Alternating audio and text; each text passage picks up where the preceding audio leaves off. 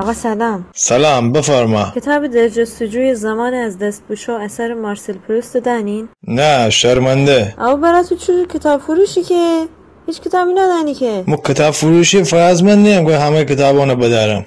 دست فروشم ده. این کتاب معروفه که بره. این کتاب 7 جلده. 500,000 تومن اینه قیمته. راسته گونین؟ پس چی که مو فور کتابای ارزون قیمت دست دوم دانم. خب کتاب ارزون قیمت دست دوم چی دارین که بره؟ خرد جنایت های زناشویی اثر اریک امانوئل اشمیت. نه کتاب جنایی دوست ندارم. جنایی نیه که اتفاقا زناکون این کتاب خیلی دوست دارن. نه خانم.